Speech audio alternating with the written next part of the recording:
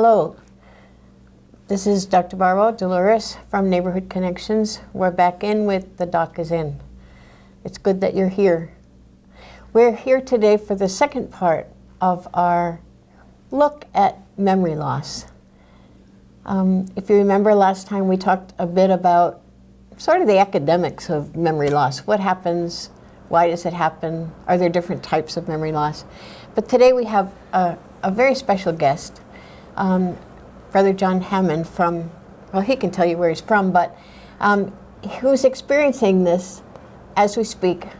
And I asked him to come here and talk a little bit about what it is that goes on with memory loss. So, Brother John, why don't you tell people who you are? And well, you started well, Dolores. I'm Brother John from Weston Priory, one of the brothers, the Benedictine monks.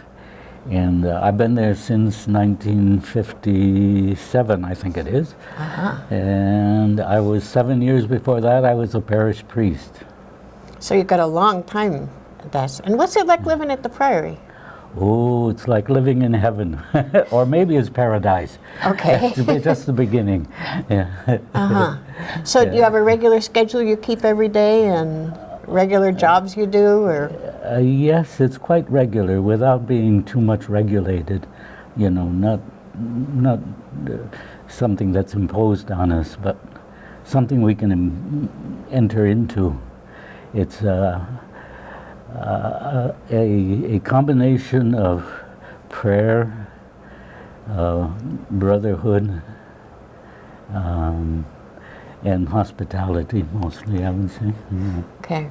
One of the things you have to know about Brother John is that he did have a lot more jobs than he thinks he has now, because he's over 90, and that's a celebration in itself. So he's not doing work with the animals anymore. He is still working with the archives. You're looking at some of the history and putting that together.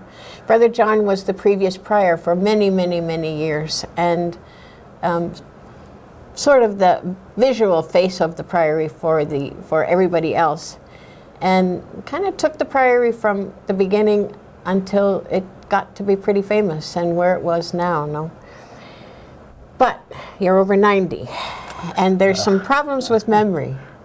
Do you remember when you first noticed that there was something a little different? I don't think I really have a clue when it started. And what does it feel like now? Well, at times I feel like I'm in a playpen. What does that mean? Well, I guess the best word for it is the second childhood. Okay. And it's kind of like learning new things and letting other things go. Okay. Yeah. Okay. And are there times when there are specific things that happen? There sure are. Like what? On the way coming over here, when I thought I was coming to Neighborhood Connections, I took the road to Ludlow, and I said, well, there is a plaza in Ludlow, but is Neighborhood Connections in Ludlow? I don't think so. So you turned around. I turned around, and fortunately I got here on time. You sure did. That is actually nice. Do other people notice that you're losing memory? Well, other people are so nice about it. They start by telling me how they're losing memory. Okay. I forgot people's names too. Okay. Yeah. Okay. Oh, so that's one of the things that happens. Oh, it does all the time. Yeah. People's names. Are there other things you forget or other things you notice? I see if I can remember. Well said. Well said. And when you realize that you're losing some memory stuff, do you find it hard to get through every day? Get to what? Get through every day. Get through. No, not really. No. How do you remember to do stuff? Well, people remind me. when I forget. So all I have to do is trust people to remind me. So if you don't show up, they'll find you. Yeah, yeah. Okay, which really, truly helps a lot, doesn't it? Yeah. Do you ever do crazy things like you did this morning, I guess, going to Ludlow? Do you ever find yourself doing things that after you look at them, you start laughing and say, why'd I do that? Oh yeah, that's true all the time, yeah. Like what? When I say things, you know, and I do a lot of writing now, and I mean, I enjoy the writing, I enjoy words. And it's like this recording. If I look at it, I'll say, "Did I really say that?" So you don't really remember sometimes when you say things. I don't at all. Yeah, I say somebody else must have been prompting me or something. Is that scary? Like, do you think you really say crazy things, or you just don't remember you were so wise? Well, I get a little afraid sometimes that I become a burden on people. That's my biggest fear. Okay, that's a different thing. Yeah, but I actually kind of enjoy that people involve me that way. You know. How? What do you mean? Well, it's that kind of playful thing, you know. People ask me something because I'm in a new place. And so I have something to share. Something to share. Yeah. Wow. Yeah.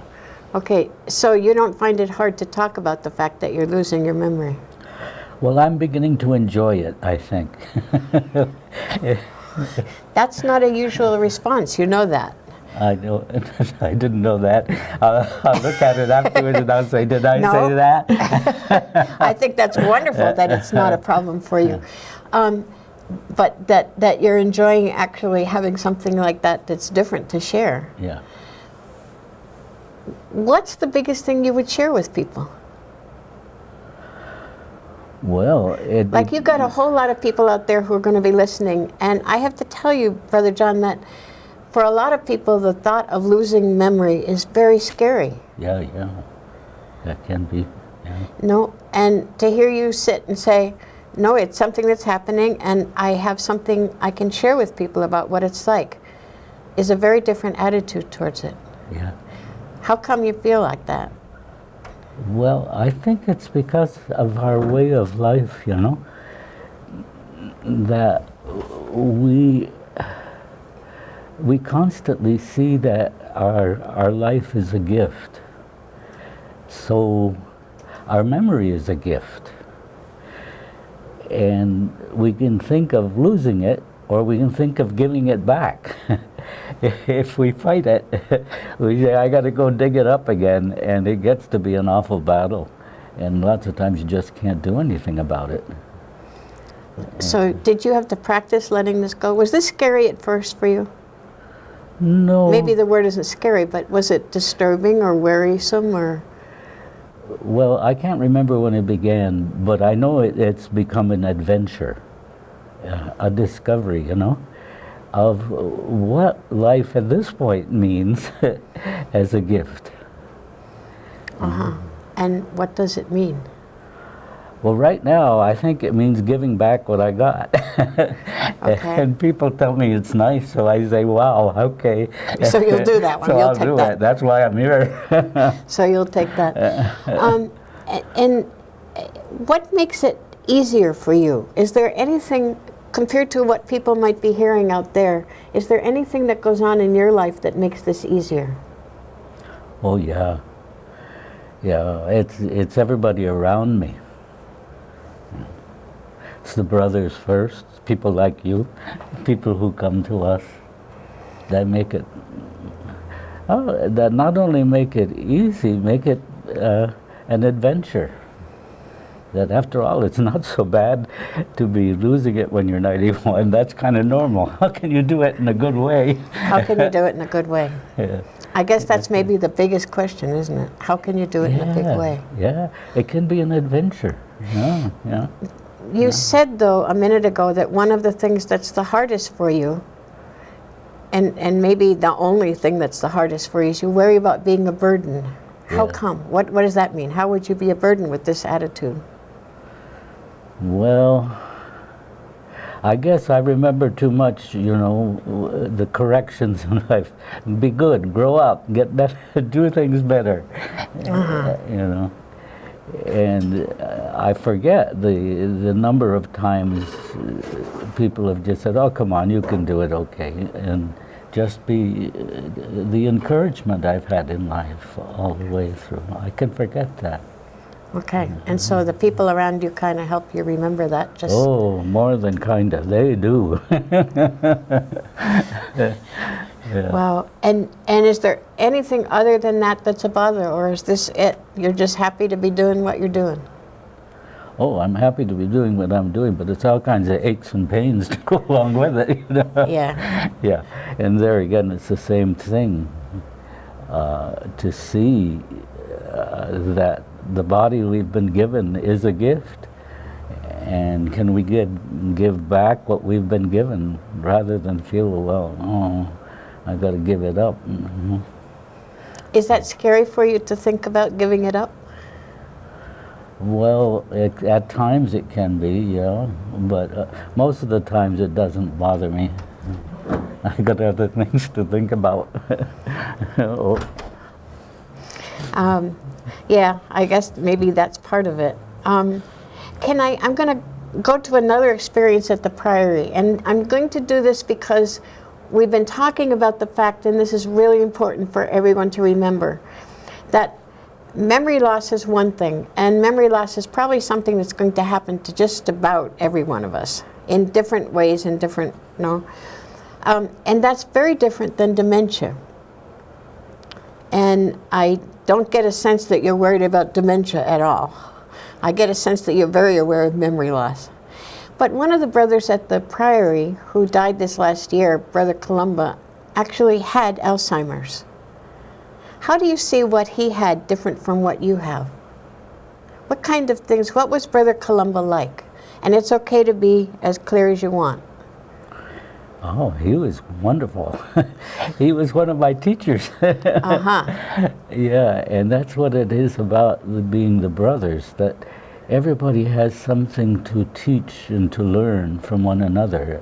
You know, the brotherhood thing is back and forth, it's mutual. So Brother Columba, who was such a wonderful, faithful brother,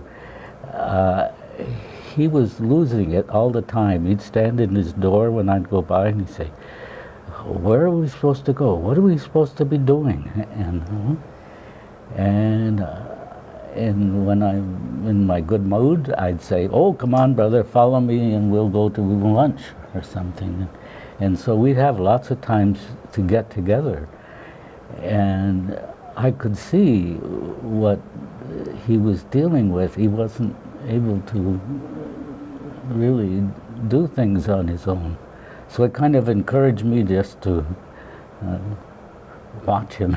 Just to watch and to learn patience or Yeah, whatever he yeah. was dealing with. Yeah, and he taught me to be patient. Sometimes I'd lose it and I'd say, "Oh, forget it," and I'd walk away and then come back feeling guilty. Do you ever get emotional about all that's going on?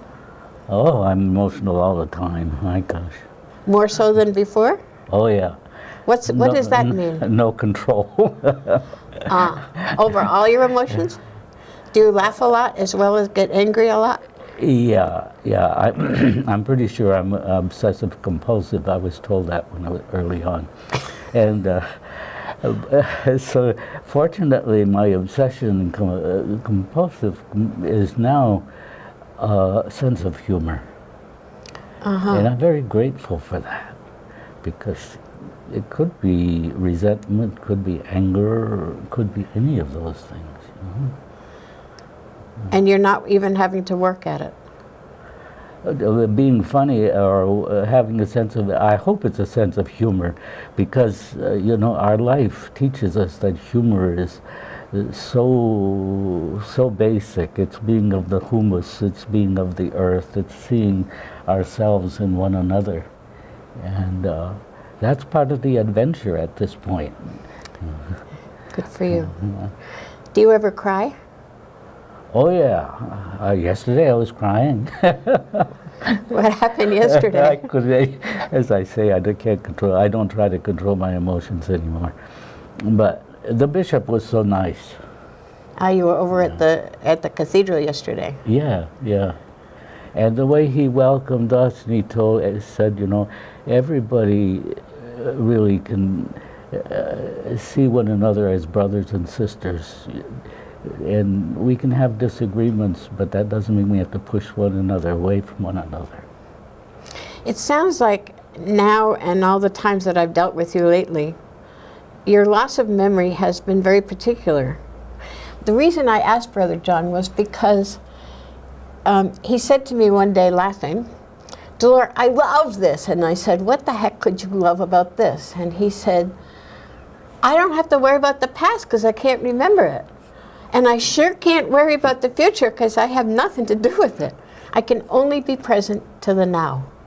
I can only be present to the people in front of me and the things that are happening."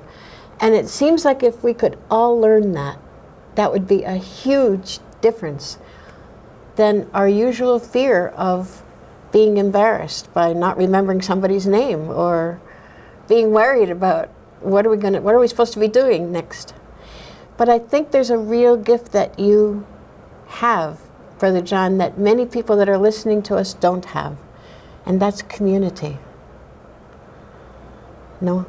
And I think we have neighbors, we have people that might call us, but we don't have that close-knit, whatever it is at the Priory that gets you through this. That's it. No? Okay, Brother John, you said earlier that it's like being in a playpen. Yeah. Like being in the second childhood. What do you mean? Well, what I mean is it's another opportunity to become a trusting person. The child has no choice. If the child does not trust, it perishes. When we get older, trust becomes the gift that we can offer to others because it's what makes community. It makes it so we can bond with one another if we really trust one another. And that to me is the adventure of aging at any age. At any age, no. Yeah. Is trusting. Trust, yeah. And trust is so related to humility, the heart of the rule of Benedict. That trust is the recognition that we're all on the same playing field. That we are all one with one another. And it's a matter of entering into that adventure rather than being so frightened we push one another away. And to me, that's what happens in community with the brothers, is we enter into that adventure together and try to explore what it means to really trust. And if we trust one another, that's our pathway to trusting in God. You make it all sound very romantic and easy and whatever. Has it been hard? It's romantic and hard as hell.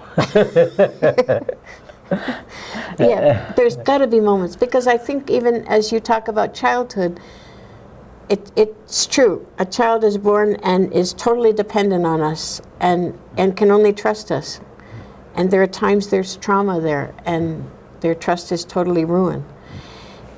There's got to be a coming back to that in a second childhood, where people bring to their adult relationships that trauma of not trusting. Right.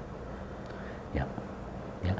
And I think the big advantage we get as we get older is we can see that everything is a gift. We can see at the end of so many years, I have this, I have these possessions, I own this. Or we can say, I've been given this. I had hearing, I had sight, all of these things, but they're a gift. can I gracefully give them back and say, God, maybe give them to somebody else for a while? Have you struggled with that at times? Well, yeah. And so far, adventure is a struggle, but it's a playful struggle. It's not a war. It's not a battle with an enemy. It's entering into the giver, really. Yeah. You make me think that, honestly, if we haven't spent our lives thinking about this ahead of time, we're not going to suddenly have or rarely will we have a sudden conversion at 85 or so to say, okay, now it's my time to give back. I believe in lightning. Oh, you do believe in lightning? Oh, yeah. Well, there's hope. I've seen it happen. Then there's hope. Oh, there is hope. Yeah. Okay, so no matter how old and bitter and angry we are, there's still hope. Oh, there is. That we can start to learn to laugh at ourselves. Yeah. Yeah. The adventure can begin at any age. Which means maybe there's lightning, and maybe we need each other. Not just Maybe the me. lightning is each other at times. Yeah, exactly. It's no maybe. We are lightning, or else our light has gone out. Yeah. And we need the lightning from somebody else. We do. Yeah. I think that's the struggle, and it was my question in bringing Brother John to this interview was because it feels very strongly that Brother John is different. I'm really sorry, but you are. Oh, I'm very sorry. Yeah, I understand. And besides what he's talking about, you have given yourself to a whole life of living and depending on others and giving to others, but this whole community sense that for so many of us outside the monastery walls, our way of building community is very different. And to have the incredible trust, to trust someone you don't live with every day, to trust your neighbor that you see once in a while, to sit down and call you to wake up and to grow, is a very different thing than you guys who you go to bed and you can be as angry at each other as you want or whatever, you still have to get up in the same house tomorrow morning and start all over again and do this year after year. And for those people in a really great marriage, even they had to work at it. You guys are, excuse me, but you're 12 guys. 11 guys now with Brother Columba not gone, and not here, but that's a big commitment. Yeah, but it's the same thing, and I just, when you use the word dependent, no. Okay. I can't. As soon as it was out of my mouth, I knew you were going to grab me on that. Yeah, because it's what happens between married people and their children, or single people and whoever they relate to. It's not dependency that binds them together. It's the mutual gift that binds them together, and that's what takes the trust. So any human relationship without the trust, I mean, we've all got that to work on. Right. And we got a nice place in the Priory to do it. I think so. We have just a couple minutes, but I have a poem written by the great uncle of one of our nurses at the clinic. And I'm just going to read it because it's sort of what we were saying. He says, just a line to say I'm living, that I'm not among the dead, though I'm getting more forgetful and more mixed up in my head. For sometimes I can't remember when I stand at the foot of the stair if I must go up for something or I've just come down from there. And before the fridge, so often my mind is filled with doubt. Have I just put food away or have I come to take some out? And there's times when it's dark out with my nightcap on my head and I don't know if I'm retiring or just getting out of bed. So if it's my turn to write you, there's no need for getting sore. I might think that I've written and don't want to be a bore. So remember that I love you and I wish that you were here. But now it's nearly mail time, so I must say Goodbye, dear. And there I stood beside the mailbox with a face so very red. Instead of mailing you my letter, I have opened it instead. And I think it's that kind, and the person who wrote this is losing his memory, as you are, and as you could laugh at it. No? And I think that the gift you have to offer all of us, Brother John, is to constantly be that sign of laughter in the middle of what's happening and what am I doing here. You have never lost your insides. You may lose your outside. You may not remember where you're supposed to be in a half hour. But anytime anybody has stood in front of you, the only thing we know about you is that you are present to us. And that's a gift.